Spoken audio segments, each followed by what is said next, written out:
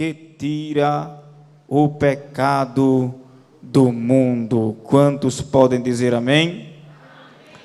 Meus amados irmãos, nesta oportunidade eu gostaria de meditar brevemente com a Igreja de Cristo a respeito desta declaração saída dos lábios, saída da boca do último profeta, que foi o grande homem de Deus por nome de João Batista. A Bíblia Sagrada vai nos mostrar que João Batista, primo de Jesus, estava dando início à mensagem da pregação do Evangelho, e ele, segundo as profecias do Antigo Testamento, ele veio pavimentar o caminho para Jesus, para o Messias. Ele vem antes como um anunciador, preparando o povo para Jesus, que viria subsequentemente, depois dele, para trazer a salvação ao mundo e também para efetuar o plano da salvação que o Pai já havia designado para que o seu Filho Jesus pudesse realizar a obra da redenção. João Batista, no deserto, começa a pregar. A Bíblia diz que ele prega o arrependimento. Ele foi um profeta, um pregador, cheio do Espírito Santo, e a Bíblia Sagrada diz que ele prega, e aos que se arrependiam dos seus pecados, ele batizava às margens do Rio Jordão, e muitos iam ali para ouvir a mensagem de João Batista, porque a sua mensagem impactava os corações. Era uma mensagem diferente, era uma mensagem que transcendia a religiosidade daquela época, dos fariseus, dos saduceus, dos zelotes e de outros grupos religiosos que já existiam naquela época. A mensagem de João era uma mensagem impactante, uma mensagem transformadora. Então as pessoas vinham para o Jordão, para o deserto, e ali ouviam a pregação de João, e ele pregava, e os que se arrependiam, ele levava para as águas do Jordão, e ali os batizava como símbolo de que eles estavam sendo transformados, morrendo para a vida velha do pecado e ressuscitando para a nova vida, a vida de comunhão.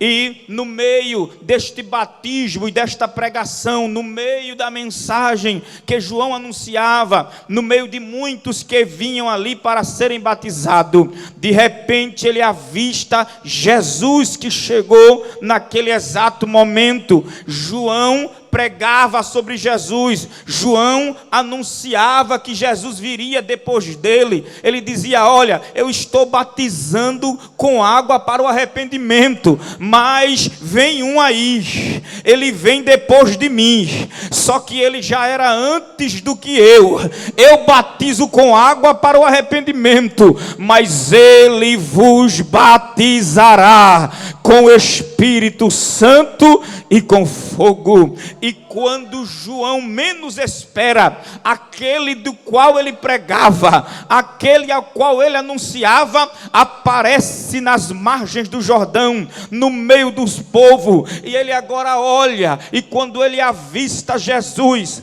a declaração que sai da boca dele é exatamente esta: eis aí o Cordeiro de Deus que tira o pecado do mundo. Esta expressão usada por João Batista revela Cristo como Cordeiro de Deus, em uma linguagem tipológica, em uma linguagem figurativa. João usa essa expressão: eis aqui o Cordeiro de Deus que tira o pecado do mundo. Mas porque João Batista usou essa expressão? Porque ele compara Jesus com o Cordeiro. Nesta noite a minha proposta é falar-lhes a respeito dos aspectos de Cristo como Cordeiro de Deus.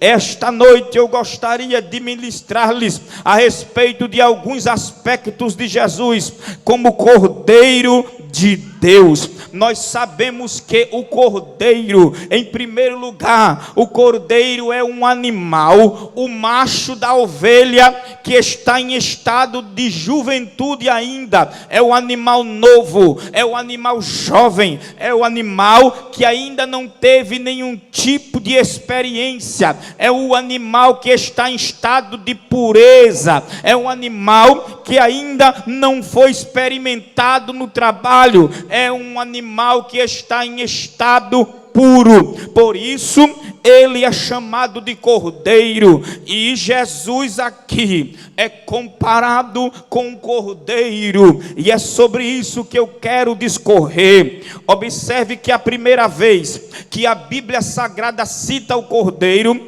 é lá no livro de Gênesis, capítulo de número 4, versículo de número 4. Entenda uma coisa: depois da queda do homem, depois que Deus coloca Adão e Eva no Éden e diz a eles para que eles não comessem do fruto que estava no meio do jardim, porque se comessem morreriam, a Bíblia Sagrada diz que eles comeram do fruto, desobedeceram a Deus, o pecado entrou no mundo e o homem caiu, e a natureza humana se corrompeu, o homem se afastou de Deus e é expulso do jardim, do lugar de privilégio. E a Bíblia Sagrada diz que Adão e Eva geraram 2 filhos, Abel e Caim, após a queda. Então a Bíblia diz que Abel se tornou pastor de ovelhas, cuidador de rebanhos. Caim, no entanto, era agricultor da terra, e a Bíblia diz que ambos trouxeram uma oferta perante o Deus Todo-Poderoso. Entenda uma coisa: a humanidade estava caída, e aqui nós temos uma tentativa de Abel e Caim de reaproximarem-se de Deus, pois os seus pais haviam se afastado de Deus. Minha Bíblia Sagrada diz que quando eles trazem a oferta, Abel trouxe um cordeiro, um novilho. Abel traz o primogênito das suas ovelhas. Está escrito em Gênesis capítulo de número 4, versículo de número 4, diz assim: e Abel também trouxe dos primogênitos das suas ovelhas e da sua gordura, e atentou o Senhor para Abel e para a sua oferta. Observe que quando Caim trouxe os frutos e Abel trouxe um cordeiro novo, primogênito, a Bíblia diz que Deus atentou para o sacrifício de Abel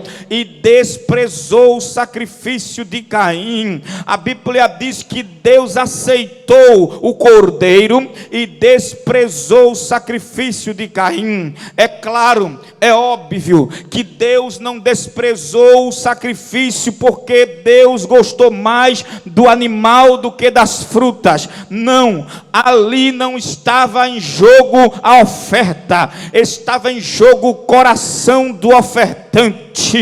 Deus, antes de olhar para a oferta, primeiro ele olha para o ofertante. Deus, antes dele olhar para a adoração, ele olha para o adorador. Glória seja dada ao nome de Jesus. Não adianta chegar aqui e dar glória, dar aleluia, levantar a mão, fazer tanto barulho, mas o coração não está em verdadeira comunhão com Deus. Deus olha para o coração dos ofertantes da matriz de Jaboatão. Nesta noite disse: o teu sacrifício é sincero, é verdadeiro. Eu estou recebendo, eu estou recebendo.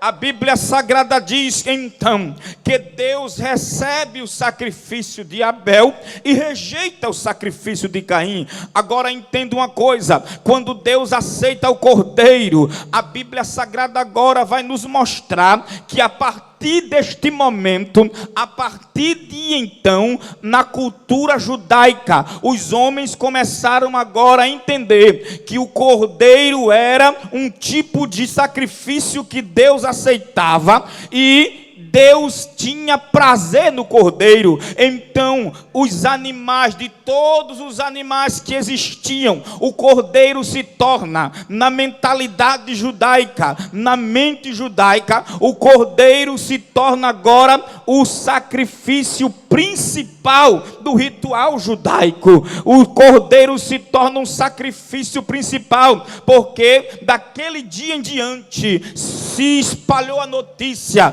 Deus aceita os cordeiros, Deus recebe os cordeiros. Então se criou uma cultura de trazerem cordeiros para se sacrificar a Deus. Então daí que o cordeiro se torna um animal principal na adoração e no ritual judaico. O cordeiro se torna o símbolo daquilo que Deus recebe. O cordeiro se torna o símbolo da aceitação divina. O cordeiro se torna o símbolo daquilo que Deus quer, daquilo que Deus quer como sacrifício. Então a Bíblia Sagrada vai nos mostrar que esta é uma das razões pela qual João, quando ele viu Jesus chegando lá no Rio Jordão, ele disse: eis aí o Cordeiro de Deus. Ele está apontando lá para o Gênesis, assim: esse aí é o sacrifício que Deus vai aceitar pelo perdão de toda a raça humana.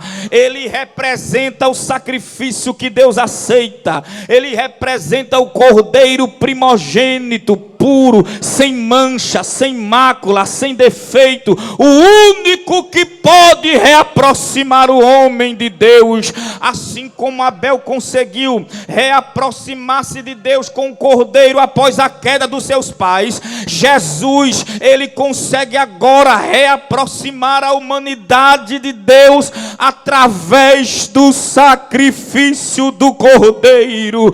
Glória seja dada ao nome do Senhor. Quem entende isso, levante a sua mão, faz barulho de glória e adore ao cordeiro. É interessante, eu quero falar em primeiro lugar da providência do cordeiro. Repita comigo: a providência do cordeiro. É interessante porque, em primeiro lugar, Deus, ele se agradou do sacrifício de Abel, e Deus agora tem um modelo para o sacrifício que ele precisa receber pelos pecados da humanidade. E qual é o modelo? Um cordeiro. Então eu vou transformar o meu filho no próprio cordeiro. Deus traça um projeto para transformar o seu filho no sacrifício, no cordeiro, para que ele pudesse aceitar a humanidade de volta à sua presença. A humanidade em pecado, Deus vai perdoá-la através do sacrifício do seu filho. Então Deus vai providenciar para si um cordeiro. Este cordeiro, ele é providenciado por Deus pela sua onisciência, pela sua própria onisciência. Apocalipse capítulo número 13, versículo 8, diz que o cordeiro foi morto desde a fundação do mundo. Glória. Jesus é o cordeiro e Deus sempre chega primeiro. Diga assim: Deus sempre chega primeiro. Você crê nesta noite? O diabo disse: eu vou fazer o homem pecar, eu vou entrar no Éden, eu vou usar a serpente, eu vou levar o homem à desobediência, a raça humana vai entrar em declínio espiritual, prostituição, todo tipo de vícios, de maldade. E Deus diz: pode fazer isso, Satanás, eu já preparei a solução para o problema antes do problema acontecer, porque eu sou Deus. Antes da da fundação do mundo, ele já havia dito: eu vou mandar o meu filho vai morrer, a humanidade vai ser perdoada, eu vou restabelecer a comunhão, o homem vai ter comunhão comigo, o homem vai entrar na minha presença, eu vou falar com o homem vai falar comigo, porque Deus amou o mundo de tal maneira que deu o seu Filho unigênito, para que todo aquele que nele crê não pereça, mas tenha vida eterna.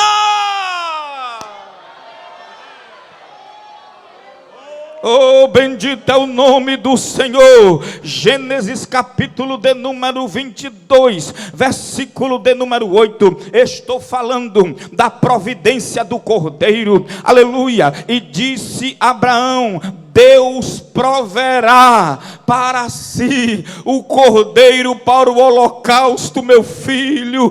Assim caminharam ambos juntos. Quem não lembra da magnífica história de Abraão e Isaque? Aleluia. Deus aparece a Abraão e diz: Abraão, eu quero que você pegue o seu filho e suba ao monte que eu vou lhe mostrar, e lá em cima você vai sacrificar o seu filho, o seu único filho, a quem você ama, para mim em holocausto. Isto era Deus mostrando para a humanidade que Isaque, na verdade, era um tipo da humanidade, era uma representação figurativa da humanidade. Quando Abraão sobe com Isaque o monte, ele estava dizendo assim, era Deus dizendo assim para a humanidade: vocês estavam todos condenados a serem mortos por causa dos vossos pecados. Isaque representa a natureza humana, os homens, mas quando chega lá em cima do monte, a Bíblia diz que Abraão pela fé disse: eu vou. E quando Abraão chega em cima do monte, aleluia, que ele pega o cutelo, a faca, o punhal para sacrificar o seu filho. Ali era a raça humana que estava ameaçada pela morte. O punhal representa a morte que iria levar todos os homens à perdição. Mas a Bíblia diz que Deus aparece e diz: não precisa não, Abraão, eu tenho um cordeiro aqui, já está preparado.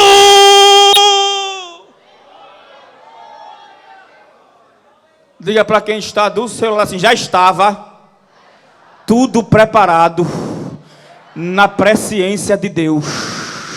Diga: Deus já sabia que você está sentado aqui hoje, ouvindo essa palavra, dando glória, aleluia, ao Cordeiro que foi morto. Andará sobre na supremia.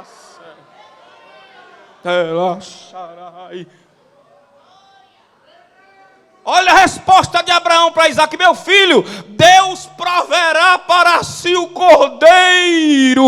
Levanta a tua mão nesta noite, levanta a tua mão, porque eu vim aqui profetizar na autoridade da palavra, que o Deus que você serve é o Deus de providência.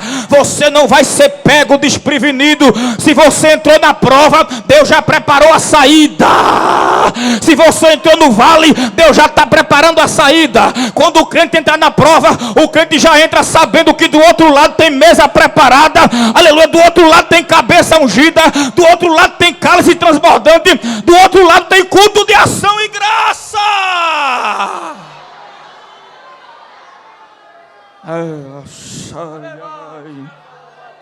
O cordeiro é a provisão de Deus. Quando João Batista diz assim: eis aí o cordeiro, João estava dizendo: eis a provisão de Deus. Oh, chegou a provisão. Olha para quem está do teu lado assim: chegou a provisão. Quem crê? Quem crê? Quem crê? Quem crê? A provisão já chegou. A provisão já chegou. Jesus é a provisão. Jesus é a providência. Jesus é o socorro. Jesus é o consolo. Jesus é a saúde. Jesus é o milagre. Jesus é a vitória. Jesus é a resposta. Jesus é a cura. Jesus é a libertação.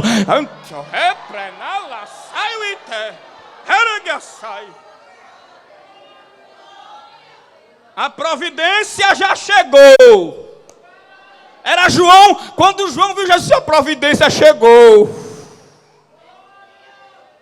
Eis aí ele, o homem da providência, a providência de Deus. Mas eu quero falar também, depois de falar da providência do Cordeiro, eu quero falar da dignidade do cordeiro. Aleluia! O cordeiro é santo, porque na cultura judaica, para se oferecer um cordeiro em sacrifício, em holocausto a Deus, o cordeiro tinha que ser perfeito, não tinha que ter nenhuma mancha, nenhuma doença, nenhum defeito, tinha que ser um cordeiro perfeito. É claro que isso não está significando que as pessoas precisam ser perfeitas para se apresentarem diante de Deus. Isso significa uma pureza interior, aleluia, uma santidade interior, um compromisso interior em obedecer a Deus e cumprir os mandamentos do Senhor. Aleluia. Jesus era homem santo, Jesus era o cordeiro santo. Na cultura judaica, o cordeiro tinha que ser perfeito, tinha que ser o melhor do rebanho. Aleluia. O que isto significa? Porque para ser recebido por Deus tinha que ter dignidade. Irmão Jairinho, o que significa dignidade? Dignidade significa preencher todos os requisitos exigidos pela lei para ser aceito por Deus. Diga: Jesus preencheu todos os requisitos para ser aceito por Deus. Agora, por que eu estou dizendo isso? Porque nenhum ser humano poderia preencher esses requisitos. Só Jesus. Só Jesus. Ele é digno. Diga: Ele é digno. Aleluia. Eu gosto dessa expressão. Só Jesus poderia, aleluia, tirar o pecado do mundo. É por isso que João, quando viu ele, diz assim: eis aí o Cordeiro de Deus que tira o pecado do mundo. Porque nenhum ser humano tem o poder de tirar pecado de ninguém. Só Jesus. Veja o que diz no livro do Apocalipse, capítulo de número 5, a partir do versículo de número 2 até o versículo de número 5. Eu quero vos dizer que João estava na ilha de Patmos. Esse aqui não é o João Batista, é o João Evangelista. A Bíblia Sagrada diz que João estava na ilha de Patmos, e a Bíblia diz que ali Deus o elevou em espírito e lhe deu visões a respeito dos últimos acontecimentos da história da humanidade. E nós podemos observar que no capítulo de número 5, João descreve uma visão que ele teve, e ele diz assim: eu vi um anjo forte bradando com grande voz: quem é digno de abrir o livro e desatar os seus selos? Oh glória! João é introduzido dentro da sala do trono do Deus em visão, em espírito, e ali ele percebe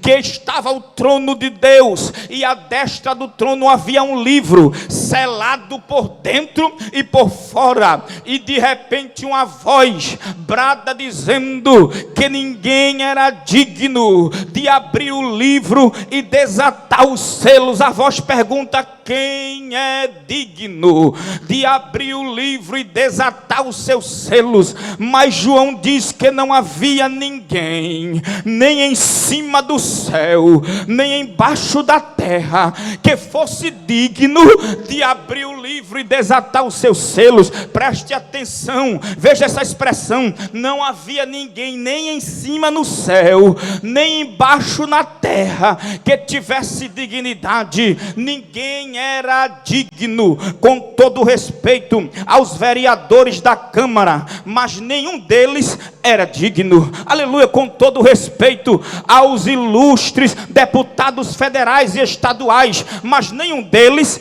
é digno. Com todo respeito aos prefeitos dos municípios, mas nenhum deles é digno. Com todo respeito aos governadores de todos os estados, mas nenhum deles é digno. Com todo respeito à nossa governadora de Pernambuco, Raquel Lira, mas ela não é digna. Aleluia. Com todo respeito aos ministros do Supremo Tribunal Federal, mas eles também não são dignos. Com todo respeito ao presidente da República, mas ele também não é digno. Com todo respeito ao ilustre presidente da República dos Estados Unidos, John Biden, mas ele também não é digno. Com todo respeito ao presidente da França, Emmanuel Macron, mas ele também não é digno. Com todo respeito ao Papa Francisco, mas ele também não é digno. Com todo respeito à falecida rainha da Inglaterra, Vossa Majestade Rainha Elizabeth, que morreu, mas ela também não era digna. Aleluia,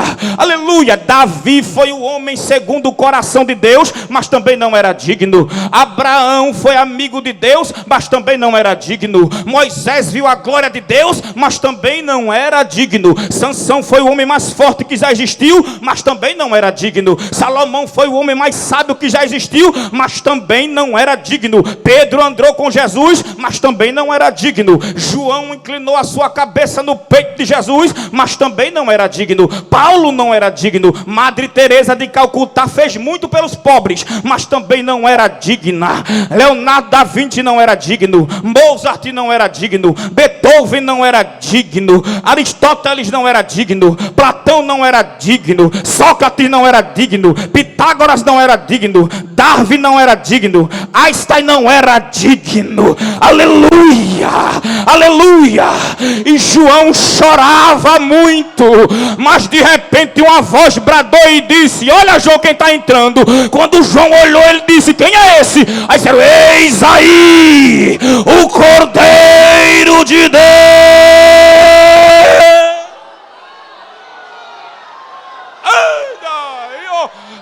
Ele é digno, ele é digno, levanta a mão, ele é digno, ele é digno, ele é digno da tua glória, ele é digno da tua aleluia, ele é digno da tua adoração, ele é digno de honra, de louvores, ele é digno do joelho dobrado, ele é digno da adoração da igreja, ele é digno da adoração das nações, ele é Senhor, é Rei, está no controle do céu e da terra, só ele é digno.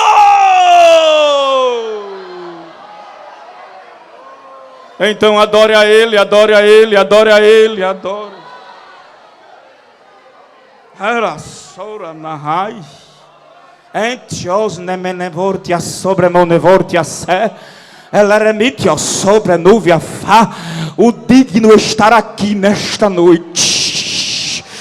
Aquele que é digno de abrir o livro e desatar o selo. Eis aí o Cordeiro de Deus, ante o leão da tribo de Judá, que venceu. Diga assim: ele não vai vencer. Diga: ele não está vencendo. Diga: ele já venceu.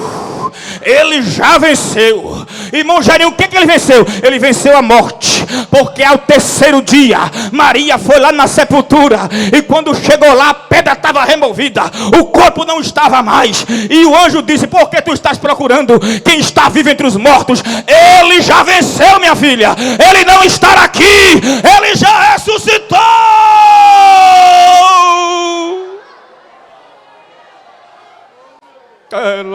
Irmão Jairinho, o que foi que o Cordeiro venceu? O Cordeiro venceu o pecado. O escritor aos Hebreus disse: em tudo foi tentado, mas sem pecado. Irmão Jairinho, o que foi que o Cordeiro venceu? O Cordeiro venceu Satanás e as hostes infernais. A Bíblia diz que ele as expôs publicamente, desmascarou o diabo e disse: eu sou poderoso para vencer todo mal, todo laço, toda potestade, todo principado, tudo que o inimigo fez e que as trevas preparou. Nesta noite, no poder daquele que venceu do Cordeiro, eu digo: está sendo desfeito aqui na tua casa, na tua família, no teu futuro. O laço quebrou. Recebe esta palavra, porque o Cordeiro venceu.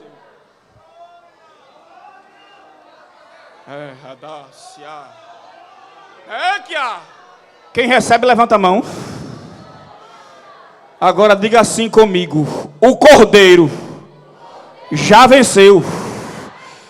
Sabe o que significa? Esta prova que tu estás passando, Jesus já venceu por você.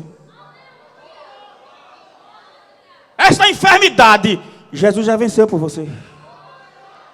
Esta angústia, Jesus já venceu por você.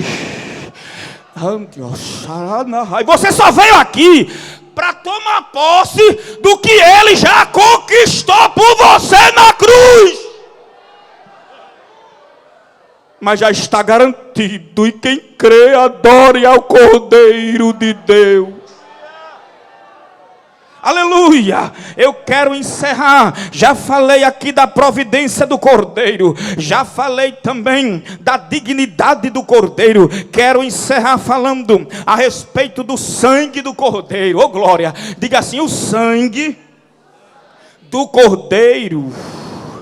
Hebreus capítulo de número 9, versículo de número 22, diz assim: e quase todas as coisas segundo a lei se purificam com sangue, e sem derramamento de sangue não há remissão de pecado. Era necessário derramar o sangue do Cordeiro. Aleluia. Na nova aliança Jesus é o Cordeiro, mas a antiga aliança nós sabemos que eles sacrificavam animais para que se obtivesse perdão pelo pecado do povo. O sumo sacerdote, uma vez por ano, no dia da expiação, no Yom Kippur, ele entrava, aleluia, dentro do santuário, sacrificava um animal na entrada, pegava o sangue do animal em um recipiente, atravessava o átrio, entrava no lugar santo, passava pela mesa dos pães da proposição, passava pelo candelabro, passava pela cortina, o véu, e adentrava no santo dos santos, e com o sangue daquele animal, ele derramava na tampa da arca da aliança, que era chamada de propiciatório. E quando ele fazia isso, a glória de Deus aparecia, e o povo era perdoado dos seus pecados. O problema, meus irmãos, é que este sacrifício, ele não era permanente, ele durava apenas de ano em ano, tinha que se fazer, se repetir isso. Então os pecados na verdade não eram perdoados, eles só eram encobertos, era só um paliativo. Jesus é a solução real, Jesus é o Cordeiro. Depois dele não precisa mais derramar sangue de animal, não precisa de sangue de bode, sangue de galinha, não precisa sacrifício na encruzilhada, não precisa de nada disso, vela preta, vela vermelha, vela azul, vela amarela, só precisa vir aqui e receber o sangue do Cordeiro.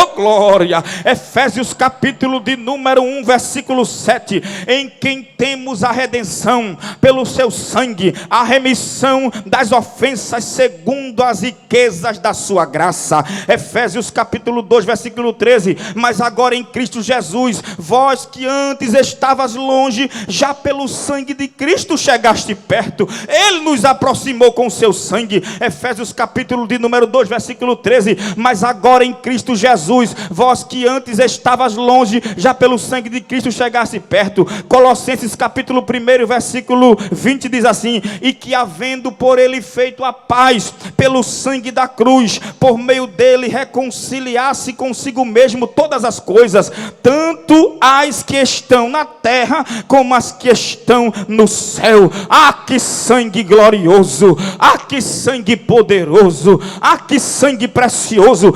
Apocalipse capítulo de número 22, versículo 14 diz assim: bem-aventurado aqueles que lavam as suas vestes no sangue do Cordeiro. Para quê? Para que tenha direito à árvore da vida. Quem lavou as vestes? Quem lavou as suas vestiduras? Só quem lavou as suas vestiduras, só quem está com a veste lavada. Então te prepara, porque tem direito à árvore da vida, tem direito a entrar na cidade pelas portas. O céu é de quem é lavado no sangue do Cordeiro. Aleluia, aleluia. O Cordeiro também tem um livro. Apocalipse capítulo de número 13, versículo 8, fala do livro do Cordeiro. E adoraram-no todos os que habitam sobre a terra, estes cujos nomes não estavam em outro livro, estavam escritos no livro da vida do Cordeiro, que foi morto desde a fundação do mundo. O Cordeiro também vai ter as bodas. Diga assim: eu quero estar nas bodas do Cordeiro. Quem está esperando este dia? Oh glória!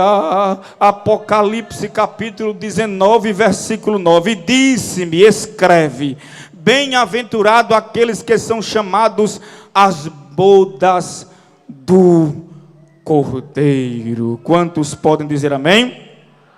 Esta noite, o Cordeiro de Deus está dizendo: eu quero, através do meu sangue, trazer restauração para a tua vida, te libertar dos teus pecados, te perdoar, te dar uma nova vida, te transformar na noiva do Cordeiro e te arrebatar para as bodas do Cordeiro, para que você possa entrar na cidade pelas portas.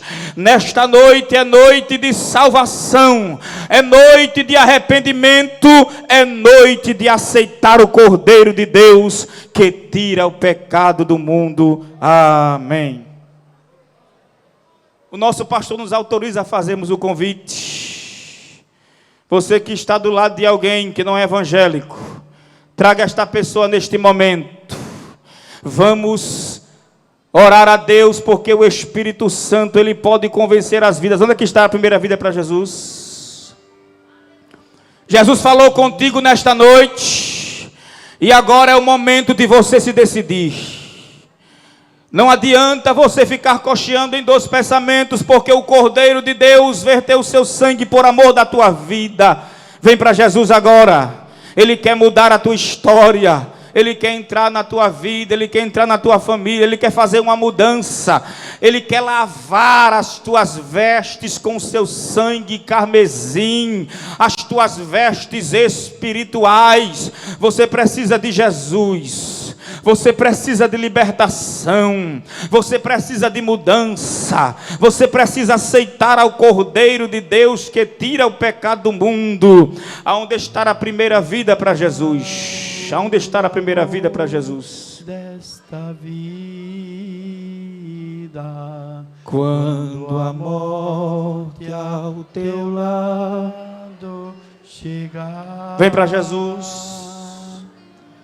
Que destino há de ter. Esta noite é a noite que o céu preparou para te convidar. Você não pode sair daqui sem Jesus. Você não pode sair daqui sem o Cordeiro de Deus que tira o pecado do mundo. Onde está a primeira vida para Jesus? Deixa Jesus mudar a tua vida. Deixa Jesus entrar no teu coração. Abre a porta do teu coração. Jesus estar aqui te chama. É noite de mudança. Sai deste mundo de engano. Você sabe que este mundo não vale a pena. Você sabe que esta vida que você está vivendo, ouvinte da palavra, não vale a pena. Uma vida para Jesus aqui, um jovem. O Cordeiro de Deus está trabalhando. A segunda vida para Jesus. Onde está a segunda vida para Jesus? É noite de aceitação. A igreja adora, a igreja ora. É o Espírito Santo quem convence o homem do pecado. Deixa o Espírito Santo. Lara sobre revora na lacia. Vem para Jesus. Onde está a segunda vida para Jesus? Você sabe que este mundo não vale a pena. A segunda vida já está vindo ali, já está vindo a segunda vida. Já está vindo a segunda vida. A igreja ora, a igreja ora. É noite de milagres. Olha, adora, igreja. Vem, a terceira vida. Onde é que está a terceira vida? Jesus quer mudar essa história. Você sabe que o que eu falei aqui é verdade. O Espírito Santo está testificando no seu coração que a palavra de Deus é verdade e que você não tem como fugir dessa realidade. Vem para Jesus. Vem para Jesus. Levante-se de onde você está e venha. Jesus quer quebrar esses grilhões. Jesus quer quebrar essas cadeias. A terceira vida. Sobre Núria. O laço está sendo quebrado. A glória de Deus está visitando estas vidas. E uma nova história está começando. Somente Jesus é digno. Você não vai encontrar perdão para o seu pecado em outro lugar, não. É só em Jesus. Só Jesus perdoa. Só Jesus é digno. Só Jesus pode perdoar pecado. Só Jesus pode libertar. Não existe outra instituição na terra que possa libertar. Não adianta correr para outro caminho. É só Jesus. É só Jesus. É só Jesus. É só Jesus. Aleluia. Aleluia. Glória seja dada ao nome de Jesus. Jesus está aqui e te chama. Abandona este mundo. Recebe força. Não pensa no amanhã. Não pensa no depois. Pensa no agora. Aleluia. Buda disse assim antes de morrer: eu não sou o caminho. Confúcio disse: procure pela verdade. E Einstein disse: eu não encontrei o caminho da vida.